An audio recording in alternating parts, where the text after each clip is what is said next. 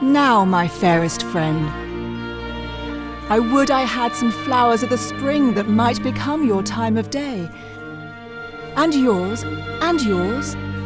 that wear upon your virgin branches yet your maiden heads growing. O Proserpina, for the flowers now that frighted thou lett'st fall from Dis's wagon, daffodils that come before the swallow dares, and take the winds of March with beauty. Violets, dim but sweeter than the lids of Juno's eyes or Cytherea's breath. Pale primroses that die unmarried ere they can behold bright Phoebus in his strength, a malady most incident to maids. Bold oxlips and the crown imperial, lilies of all kinds, the flower de luce being one. Oh, these I lack to make you garlands of, and my sweet friend to strew him o'er and o'er.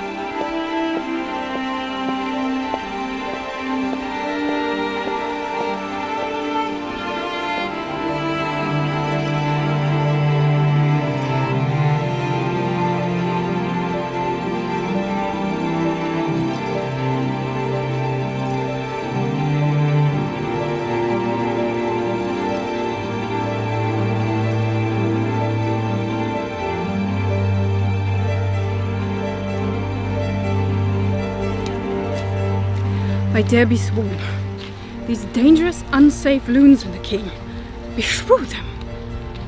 He must be told on't, and he shall. Love is becomes a woman best. I do not know how he may soften at the sight of the child. The silence often of pure innocence persuades when speaking fails. I'll use the tongue I have. If wit flow from't has boldness from my bosom, let not be doubted. I shall do good.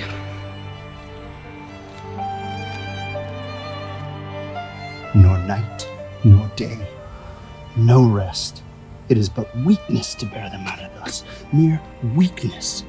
If the cause were not in being part of the cause, she, the adulteress for the harlot king, is quite beyond mine arm, out of the blank and level of my brain, plot-proof. But she I can hook to me. Say that she were gone, given to the fire, a moiety of my rest might come to me again. What noise there? No noise, my lord, but needful conference about some gossips for your grace. How? Away with that audacious lady, Antigonus! I charged thee that she should not come about me. I knew she would. I told her so, my lord, on your displeasure's peril and on mine, that she should not visit you. What? Canst not rule her? From all dishonesty he can.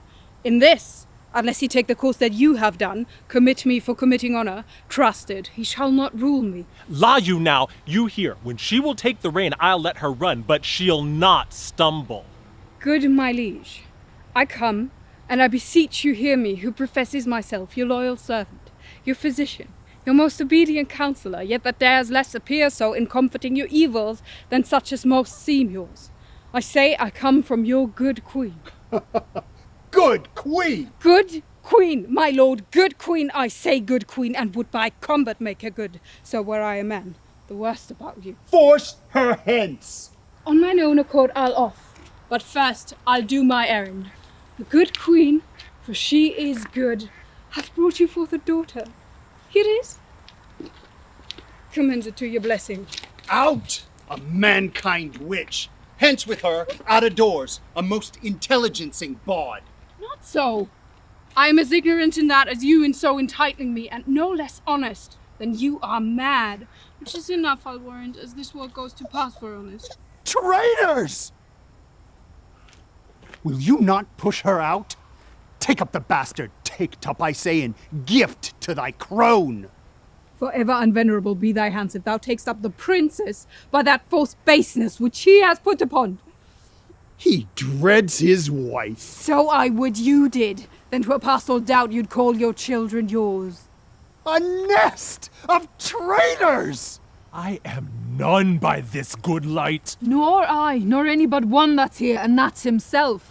For he, the sacred honour of himself, his queens, his hopeful sons, his babes, betrays to slaughter, whose sting is sharper than the swords, and will not, for as the case now stands, it is a curse he cannot be compelled to it, once remove the root of his opinion, which is rotten, as ever oak or stone was sound. This brat is none of mine. It is the issue of Polixenes. Hence with it, together with the dam, commit them to the fire. It is yours. And might we lay the old proverb to your charge, so like you 'tis the worse. A gross hag. And Losel, thou art worthy to be hanged that wilt not stay her tongue. Hang all the husbands that cannot do this feat. You'll leave yourself hardly one subject. I'll have thee burnt. I care not. It is an heretic that makes the fire, not she which burns in it. I'll not call you tyrant, but this most cruel usage of your queen, not able to produce more accusation than your own weak-hinged fancy something savours of tyranny, and will ignoble make you, scandalous to the world. On your allegiance, out of the chamber with her! Were I a tyrant, where were her life? She durst not call me so if she did know me one. Away with her! I pray you do not push me. I'll be gone. Look to your babe, my lord. 'Tis yours. Jove send her a better guiding spirit. Thou that art thus so tender, oh, his follies will never do him good. So. Farewell.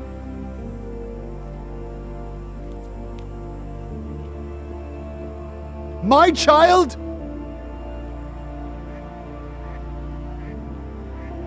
Go, take it to the fire, for thou setst on thy wife.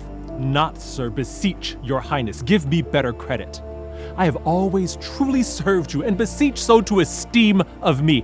And I beg, as recompense for dear services past and to come, that you do change this purpose, which being so horrible, so bloody, must lead on to some foul issue. I am a feather for each wind that blows. Shall I live on to see this bastard kneel and call me father? Better burn it now than curse it then, but be it, let it live. What will you adventure to save this brat's life? Anything, my lord, that my ability may undergo or nobleness impose. At least thus much. I'll pawn the little blood I have left to save the innocent. Anything possible. It shall be possible. Thou wilt perform my bidding. I will, my lord. Mark and perform, seest thou? For the failure of any point in't shall not only be death to thyself and thy lewd-tongued wife, whom for this time we pardon. We enjoin thee, as thou art liegeman to us, that thou carry this female bastard hence, and that thou bear it to some desert and remote place quite out of our dominions, and that there thou leave it, without more mercy, to its own protection in favor of the climate. As by strange fortune it came to us, I do in justice charge thee on thy soul's peril and thy body's torture, that thou commend it strangely to some place where chance may nurse or end it. Take it up! I swear to do this, though a present death had been more merciful. Come on, poor babe.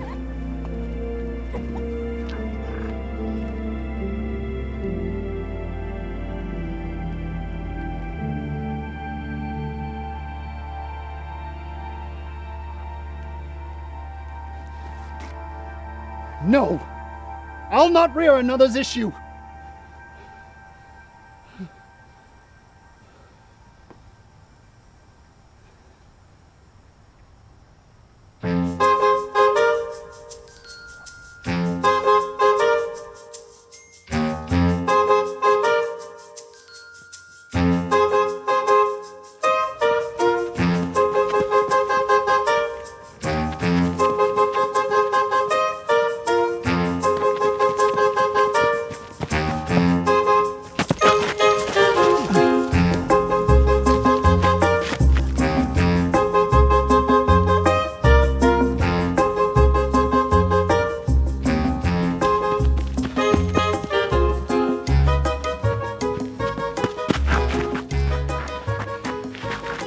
Why, how now, Dromio? Where runs thou so fast? Do you know me? Am I Dromio? Am I your man? Am I myself? Thou art Dromio, thou art my man, thou art thyself. I'm an ass. I'm a woman's man, and besides myself. What woman's man, and how besides thyself? Mary, besides myself, I'm due to a woman. One that claims me, one that haunts me, one that will have me. What claim lays she to thee? Mary, such claim as you would lay to your horse, and she would have me as a beast. Not that I, being a beast, she would have me, but that she, being a very beastly creature, lays claim to me. What is she? A very reverend body. Aye, such a one as a man may not speak of. I have but lean luck in the match, and yet is she a wondrous fat marriage. How dost thou mean a fat marriage? Mary, she's the kitchen wench, and all grease, and I know not what use to put her to, but to make a lamp of her and run from her by her own light. I warrant her racks, and the tallow in them, will burn a Poland winter. If she lives till doomsday, she'll burn a week longer than the whole world. What's her name? Nell. But her name and 3/4, that's an L and 3/4, will not measure her from hip to hip. Then she bears some breadth. Or no longer from head to foot, than from hip to hip. She is spherical, like a globe. I could find out countries in her. In what part of her body stands Ireland? Mary in her buttocks. I found it out by the bogs. Where Scotland? I found it by the Baroness, hard in the palm of the hand. Where France? In her forehead, armed and reverted, making war against her hair. Where England? I looked for the chalky cliffs, but I could find no whiteness in them. But I guess it stood in her chin, by the salt room that ran between France and it. Where Spain? Faith, I saw it not, but I felt it hot in her breath. Where America, the Indies? Oh, upon her nose, all o'er-embellished with rubies, carbuncles, zephyrs, declining their rich aspect to the hot breath of Spain, who sent whole armadas of carracks to be ballast at her nose. Where stood Belgia, the Netherlands? Oh, I did not look so low.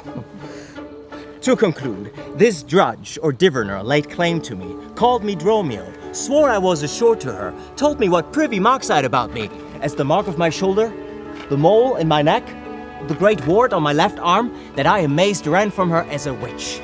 And I think, if my breast had not been made of faith, and my heart of steel, she had transformed me to a curtle dog, and made me turn in the wheel. Go hide thee presently, post to the road, and if the wind blow any way from shore, I will not harbor in this town tonight. If everyone knows us and we know none, 'tis time, I think, to trudge, pack, and be gone. As from a bear a man would run for life, so fly I from her that would be my wife.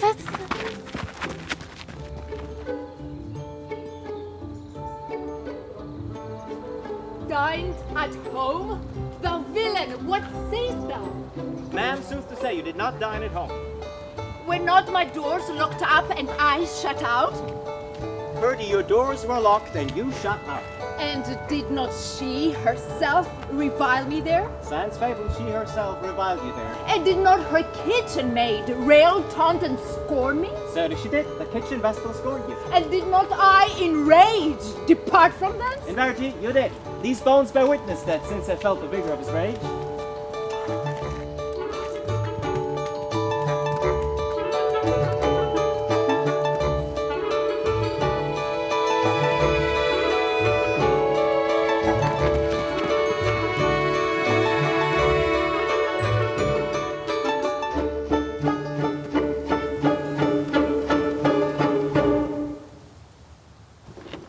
Struck 9 when I did send the nurse. In half an hour he promised to return. Perchance he cannot meet him. That's not so. Now is the sun up on the highmost hill of this day's journey, and from 9 till 12 is 3 long hours, yet he's not come. Had he affections and warm youthful blood, he would be as swift in motion as a ball.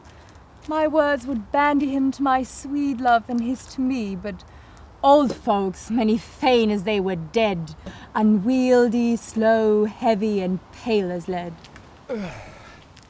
Oh God, he comes. Oh, honey nurse, what news? Hast thou met with him? Oh Lord, why lookest thou sad? No news be sad, yet tell them merrily. If good thou shamest the music of sweet news by playing it to me with so sour a face. I am a-weary. Give me leave a while. Fie, how my bones ache. What a jaunt have I had! I would thou hadst my bones and I thy news. Nay, come, I pray thee, speak, good nurse, speak. Jesu, what haste! Can you not stay a while? Do you not see that I'm out of breath? How art thou out of breath when thou hast breath to say to me that thou art out of breath? The excuse that thou dost make in this delay is longer than the tale thou dost excuse. Is thy news good or bad? Well, you have made a simple choice. You know not how to choose a man. Romeo? No, not he. Though his face be better than any man's, yet his leg excels all men's. And for a hand and a foot and a body, though they be not to be talked on, yet they are past compare. He's not the flower of courtesy, but I'll warrant him as gentle a lamb. All this did I know before. What says he of our marriage? What of that? Lord, how my head aches. What a head have I. It beats as it would fall in 20 pieces. My back, to the side. My back! Beshrew your heart for sending me about to catch my death with jaunting up and down. Faith, I am sorry that thou art not well. Sweet nurse. Tell me what says my love. Your love says, like an honest gentleman, and a courteous, and a kind, and a handsome, and I'll warrant a virtuous. Where is your mother? Where is my mother? Why, she's within. Where should she be? How oddly thou repliest. Your love says, like an honest gentleman. Where is your mother? God's lady dear, are you so hot? Is this the poultice for my aching bones? Henceforward do your messages yourself. Oh, here's such a coil. Come, what says Romeo? Have you got leave to go to shrift today? I have. Then hie you hence to Friar Lawrence' cell. There stays a husband to make you a wife. Now comes the wanton blood up in your cheeks. They'll be in scarlet straight at any news. And the trudge and toil in your delight, but you shall bear the burden soon at night. Go, I'll to dinner, hie you to the cell. High to high fortune, honest nurse. Farewell.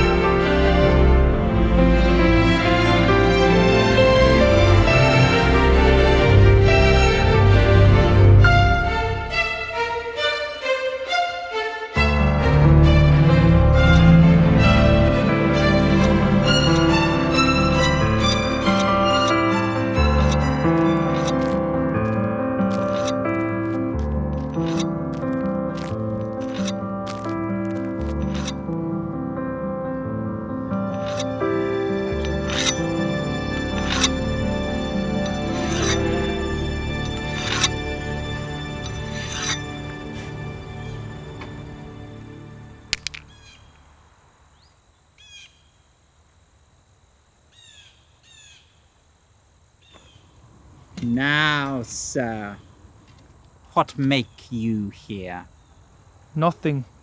I am not taught to make anything. What mar you then, sir? Marry, sir, I am helping you to mar that which God made, a poor, unworthy brother of yours with idleness.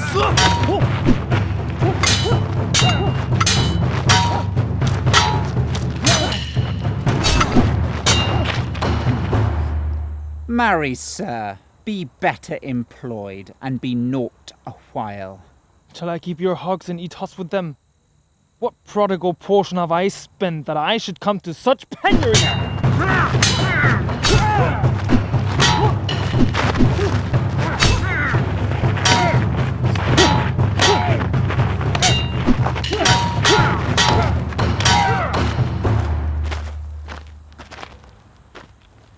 Know you where you are, sir? Oh, sir, very well. Here in your orchard. Know you before whom, sir? Aye. Better than him I am before knows me. I know you are my eldest brother, and in the gentle condition of blood you should so know me. The courtesy of nations allows you my better in that you are the firstborn, but the same tradition takes not away my blood were there 20 brothers betwixt us. I have as much of my father in me as you. Albeit I confess, your coming before me is nearer to his reverence. What, boy?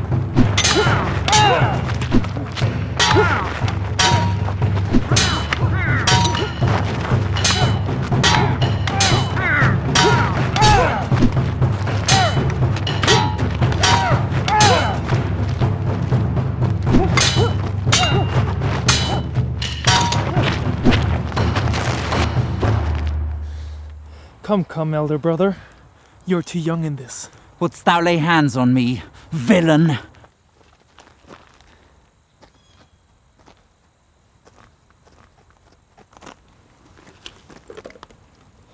I am no villain. I am the son of Sir Roland de Bois.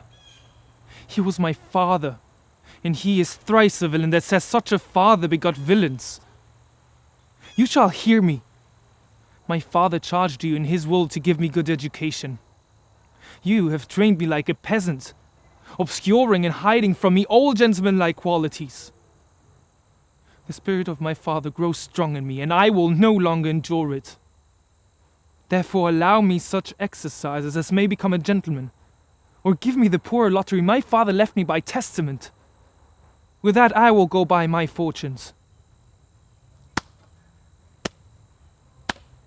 And what wilt thou do? Beg when that is spent? Well, sir, get you in. I will not long be troubled with you. You shall have some part of your will. I pray you leave me. I will no further offend you than becomes me for my good.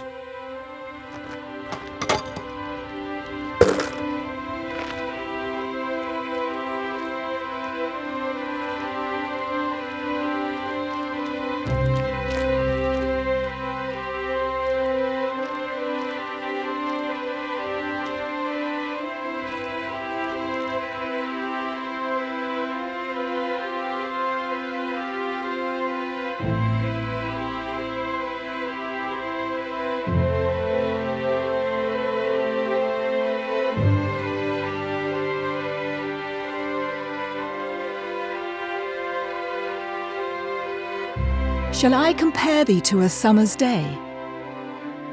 Thou art more lovely and more temperate. Rough winds do shake the darling buds of May, and summer's lease hath all too short a date. Sometime too hot the eye of heaven shines, and often is his gold complexion dimmed. And every fair from fair sometime declines, by chance or nature's changing course untrimmed. But thy eternal summer shall not fade, nor lose possession of that fair thou owest. Nor shall death brag thou wonderst in his shade, when in eternal lines to time thou growest. So long as men can breathe or eyes can see, So long lives this, and this gives life to thee.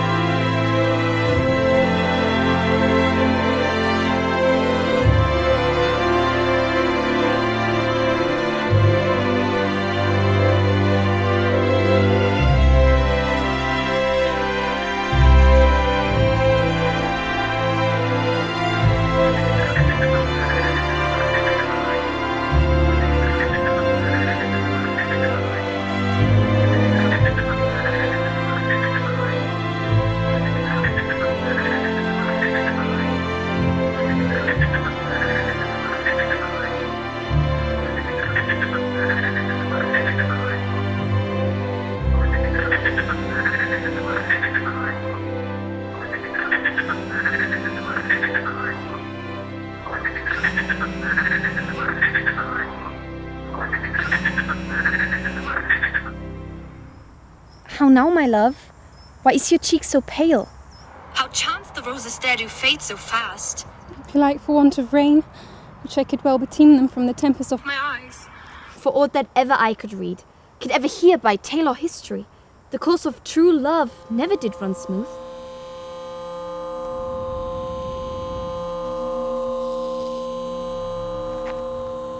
But either it was different in blood. Oh, cross. Too high to be enthralled to low. Or else misgraffed in respect of years. Or spite to old to be engaged to young. Or else it stood upon the choice of merit. Or hell to choose love by another's eye. Or if there were a sympathy in choice, war, death, or sickness did lay siege to it, making it momentary as a sound, swift as a shadow, short as any dream. Brief as the lightning in the colleague night, that in a spleen unfolds both heaven and earth, and ere a man hath power to say, Behold! The jaws of darkness do devour it up. So quick bright things come to confusion. If then true lovers have been ever crossed, it stands as an edict in destiny. Then let us teach our trial patience, because it is a customary cross, and is due to lovers' thoughts and dreams and sighs, wishes and tears. Poor fancy's followers. A good persuasion. Therefore hear me, Hermia. I have a widow aunt, a dowager of great revenue, and she hath no child. From Athens' house removed 7 leagues, and she respects me as her only heir.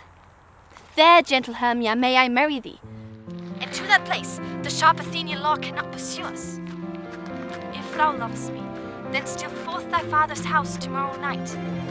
And in the wood, a league without the town, where I did meet thee once with Helena to do observance for morn of May, there will I stay for thee. My good Lysander, I swear to thee, by Cupid's strongest bow, by his best arrow with the golden head, by the simplicity of Venus' doves, by that which knitteth souls and prospers love, by all the vows that ever men have broke, and number more than ever women spoke, in that same place thou hast appointed me, tomorrow truly will I meet with thee.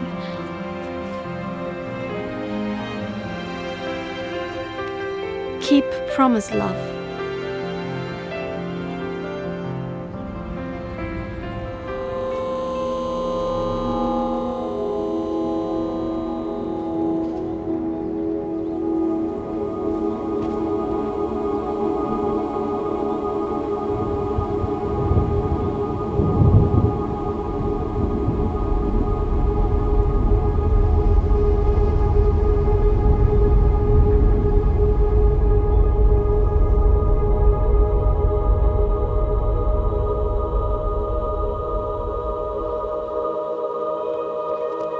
Hail, sir, my lord Landier.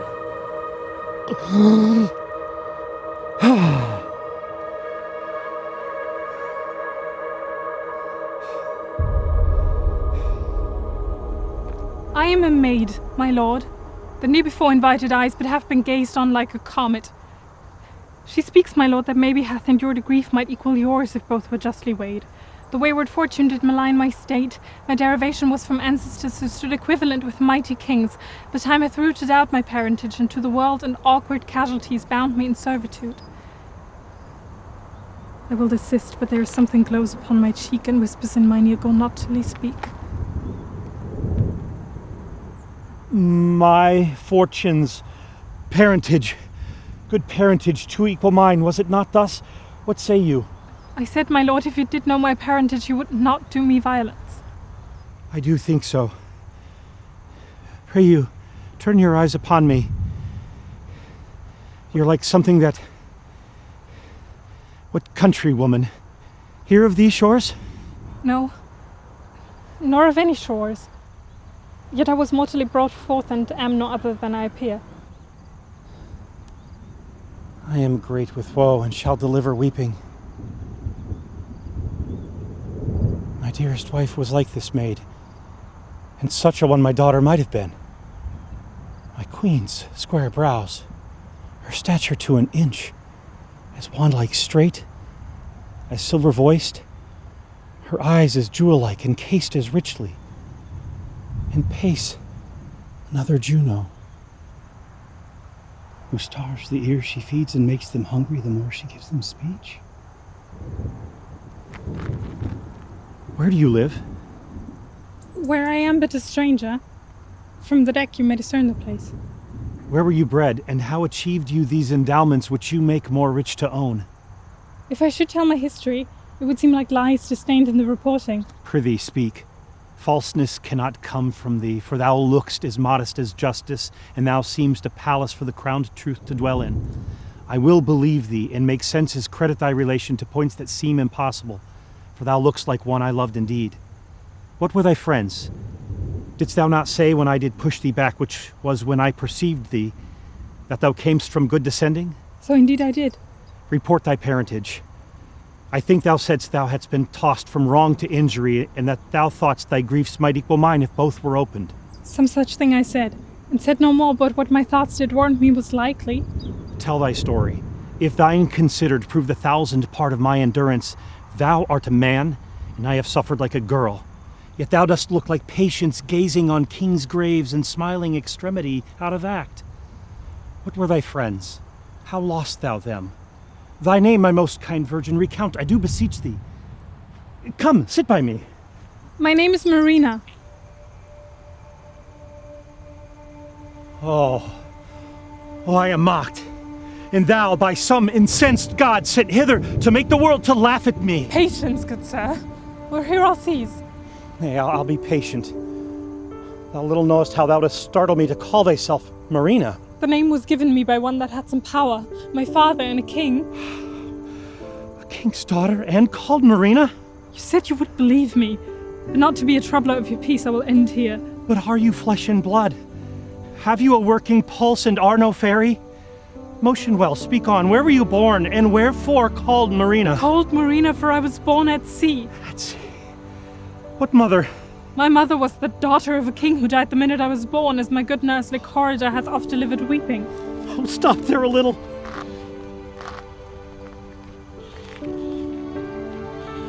This is the rarest dream that ere no sleep did mock sad fools withal. This cannot be my daughter buried.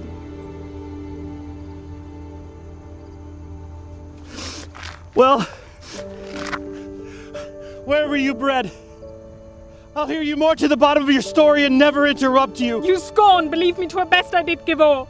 I will believe you by the syllable of what you shall deliver, yet give me leave. How came you in these parts? Where were you bred?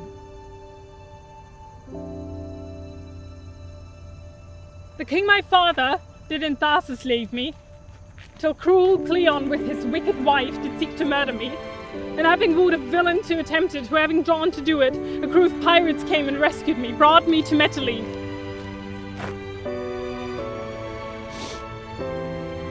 Good sir, whither will you have me? Why do you weep? But maybe you think me an impostor in no good faith. I am the daughter to King Pericles, if good King Pericles be.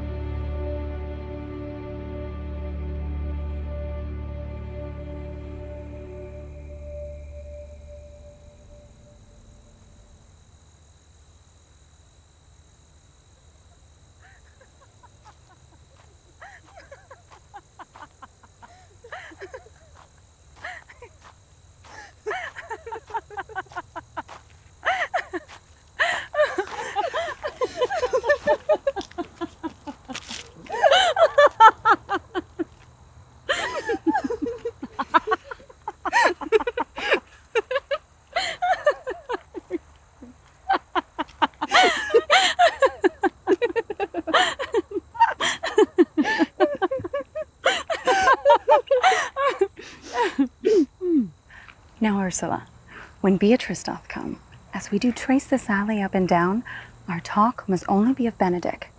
When I do name him, let it be thy part to praise him more than ever man did merit. My talk to thee must be of how Benedick is sick in love with Beatrice. Of this matter is little Cupid's crafty arrow made that only wounds by hearsay. Now begin, for look how Beatrice like a lapwing runs close by the ground to hear our conference.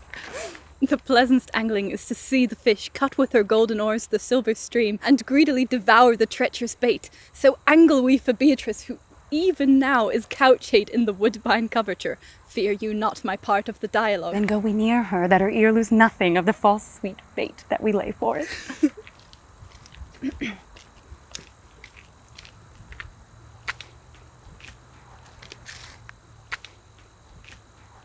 But are you sure that Benedick loves Beatrice so entirely? So says the prince and my new-trothed lord. And did they bid you tell her of it, madam? They did entreat me to acquaint her of it, but I persuaded them if they loved Benedick to wish him wrestle with affection, and never to let Beatrice know of it. Why did you so? Doth not the gentleman deserve as full as fortunate a bed as ever Beatrice shall couch for? Oh, God of love, I know he doth deserve as much as may be yielded to a man, but nature never framed a woman's heart of prouder stuff than that of Beatrice. Disdain and scorn ride sparkling in her eyes, misprizing what they look on. And her wit values itself so highly that to her all matter else seems weak. She cannot love, nor take no shape nor project of affection, she's so self-endeared. Sure, I think so. And therefore certainly it were not good she knew his love, lest you make sport at it. Why, you speak truth. I never yet saw a man how wise, how noble, young, how rarely featured, but she would spell him backward. If fair-faced, she would swear the gentleman should be her sister. If tall, a lance ill-headed. If low, an agate very vilely cut. If speaking, why a vein, blown by all winds. If silent, why a block moved with none. So turns she every man the wrong side out, and never gives to truth and virtue that which simpleness and merit purchaseth. Sure, such carping is not commendable.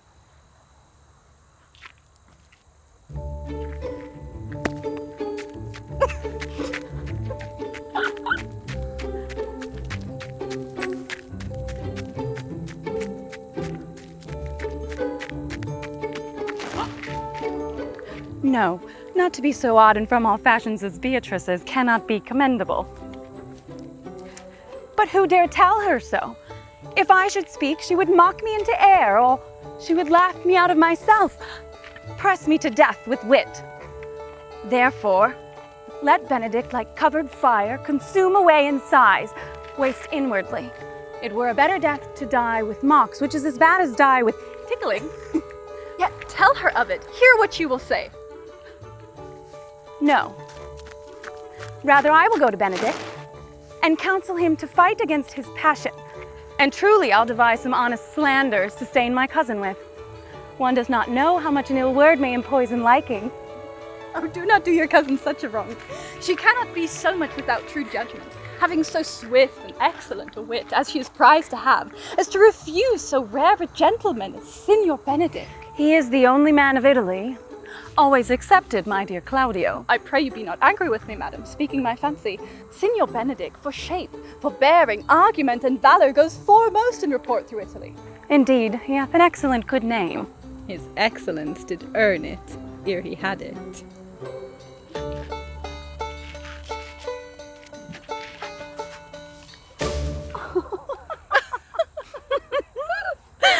When are you married, madam? Why, every day tomorrow. Come, go in, I'll show thee some attires and have thy counsel which is best to furnish me with tomorrow. If she's taken, I'll warrant you. We've got her, madam. If it proves so, then loving goes by haps. Some Cupid kills with arrows, some with traps.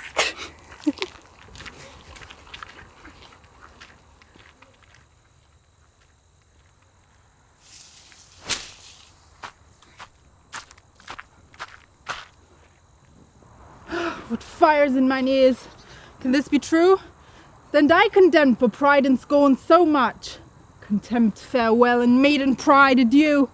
No glory lives behind the back of such. Benedick, love on, I will requite thee, taming my wild heart to thy loving hand. thou dost love, my kindness shall incite thee to bind our loves up in a holy band. For others say thou dost deserve, and I believe it better than reportingly.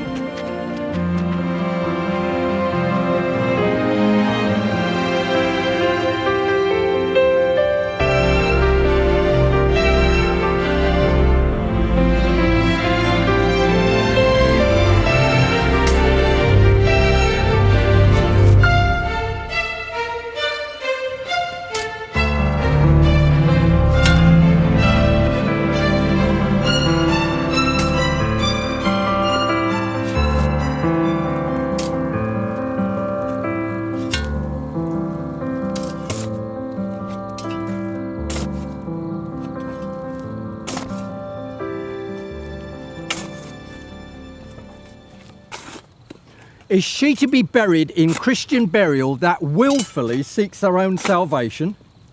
I tell thee she is, and therefore make her grave straight.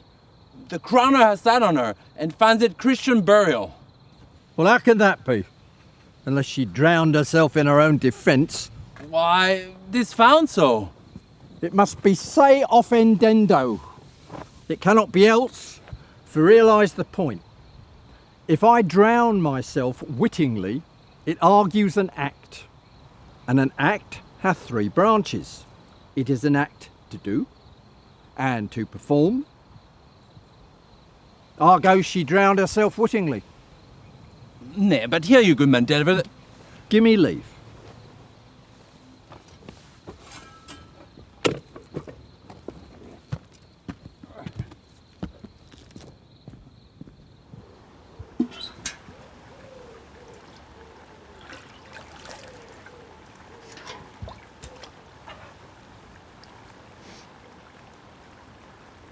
Here lies the water.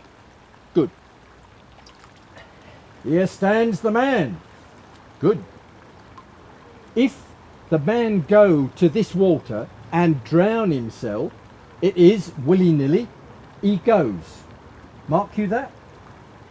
But if the water come to him and drown him,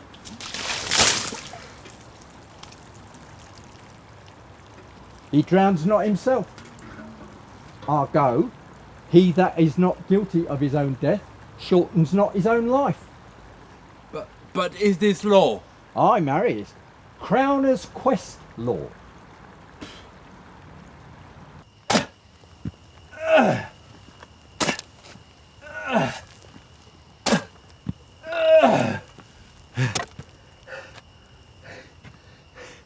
Will you have the truth, aunt? If this had not been a gentlewoman, she would have been buried out of Christian burial. Why, there thou sayest. And the more pity that great folk should have countenance in this world to drown or hang themselves more than they're even Christian. Come, my spade.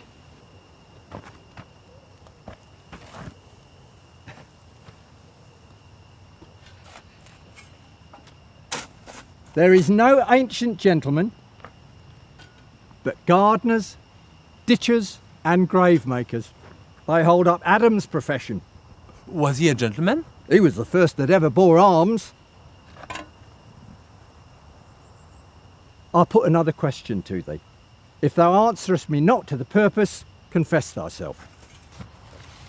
Go to. What is he that builds stronger than either the mason, the shipwright, or the carpenter?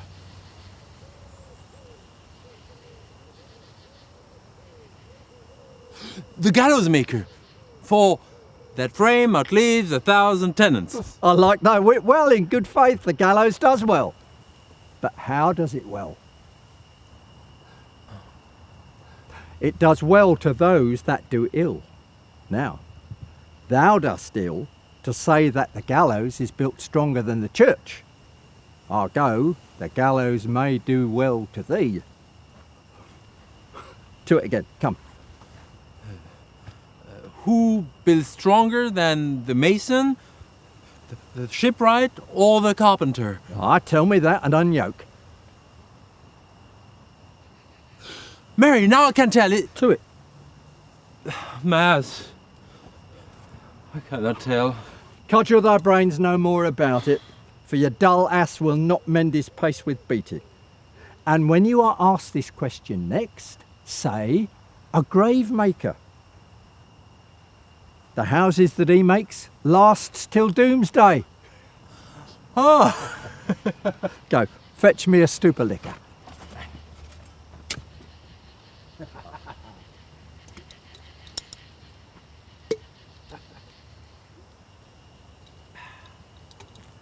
In youth, when I did love, methought it was very sweet to contract o' the time for a my beove. Oh, methought there was nothing meet, but age with his stealing steps hath caught me in his clutch, and hath shipped me intil the land as if I'd never been such. A pickaxe and a spade, four and a shrouding sheet. Oh, a pit of clay for to be made, for such a guest is meet.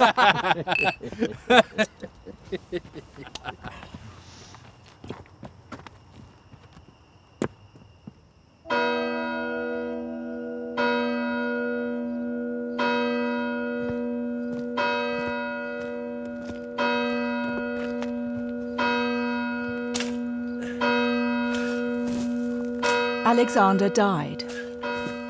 Alexander was buried. Alexander returneth into dust. The dust is earth. Of earth we make loam. And why of that loam, whereto he was converted, might they not stop a beer barrel? Imperial Caesar dead and turned to clay, might stop a hole to keep the wind away. Oh, that earth which kept the world in awe should patch a wall to expel the winter's flaw.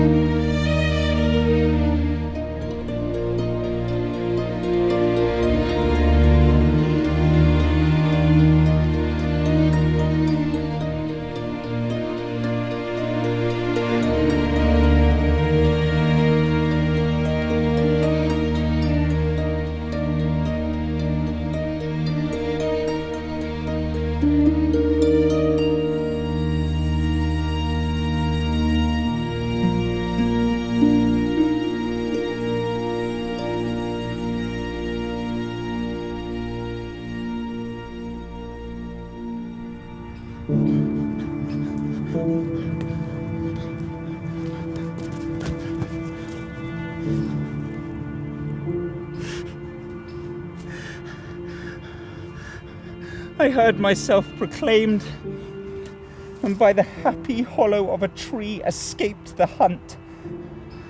No port is free, no place that guard, and most unusual vigilance does not attend my taking. Whiles I may scape, I will preserve myself. And am bethought to take the basest and most poorest shape that ever penury and contempt of man brought near to beast. My face I'll grind with filth, blanket my loins, elf all my hairs in knots, and with presented nakedness outface the winds and persecutions of the sky. The country gives me proof and precedent of bedlam beggars who with roaring voices strike in their numbed and mortified arms pins, wooden pricks, nails, sprigs of rosemary.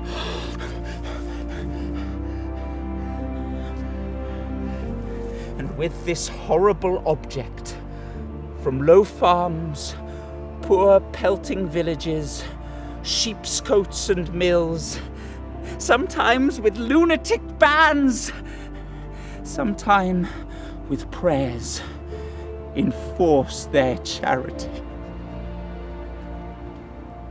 Poor Turligod! Poor Tom! That's something yet.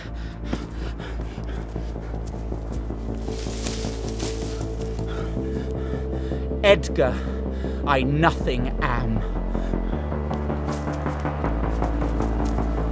Poor Tom!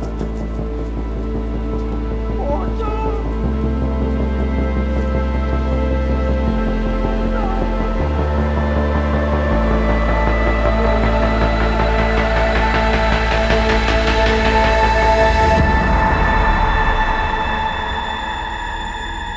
Poor Tom!